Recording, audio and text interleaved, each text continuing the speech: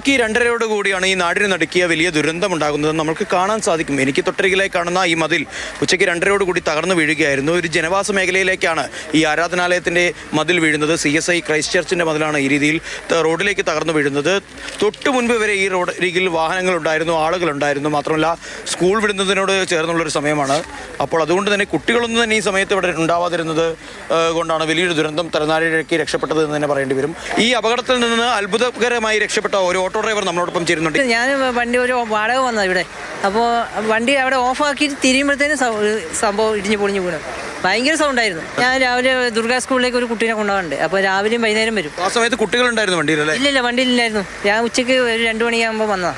ഇവിടെയുള്ള ഈ മതിലിൻ്റെ സുരക്ഷാ പ്രശ്നത്തെക്കുറിച്ച് നാട്ടുകാർ നഗരസഭയിലടക്കം അറിയിച്ചിരുന്നു. അതിൻ്റെ ഭാഗമായി നഗരസഭാ അധികൃതർ നോട്ടീസ് അടക്കം നൽകിയതാണ്. ഒരു സുരക്ഷ ഇല്ലാത്ത രീതിയിലാണ് ഈ മതിൽ കെട്ടിയിരിക്കുന്നത്. ഇങ്ങനെയല്ല ഈ മതിൽ കെട്ടേണ്ടത്.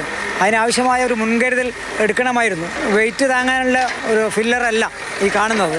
ഇത് മുനിസിപ്പാലിറ്റിയിൽ നിന്നൊക്കെ പെർമിഷൻ എടുത്തിട്ട് നടത്തേണ്ട കാര്യമായിരുന്നു. വലിയൊരു അപകടത്തിൽ നിന്ന് കാഞ്ഞങ്ങാട് രക്ഷപ്പെട്ടു.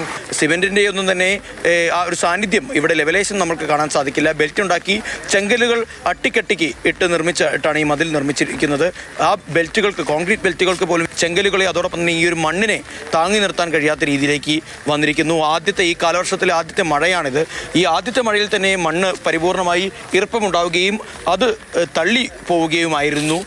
വലിയൊരു അപകടം തന്നെ. കാരണം ഈ റോഡരികിൽ തൊട്ടുപുറത്ത് ഒരു സ്വകാര്യ വ്യക്തിയുടെ ക്വാർട്ടേഴ്സാണുള്ളത്. ആ ക്വാർട്ടേഴ്സിൻ്റെ മതിലടക്കം തകർത്ത് ഇപ്പുറത്തേക്ക് എത്തുന്നു. ഒരു വാഹനം, ഒരു കാർ ഇവിടെ ഉണ്ടായിരുന്നു. കാറിൻ്റെ ഒരു ഭാഗത്ത് കേടുപാടുകളും ഉണ്ടായിട്ടുണ്ട്. ആളുകളെല്ലാവരും വലിയ ആശങ്കയിലാണ്. കുട്ടികൾക്കടക്കം മുഖത്ത്, ഇതിലൂടെ കടന്നു പോകുന്ന കുട്ടികളുടെ മുഖത്തടക്കം ആ ആശങ്ക നമുക്ക് നേരിട്ട് കാണാൻ സാധിക്കുന്നു. സ്കൂളിലെ ഈ വൈക്കന്നെ പോക്കാം.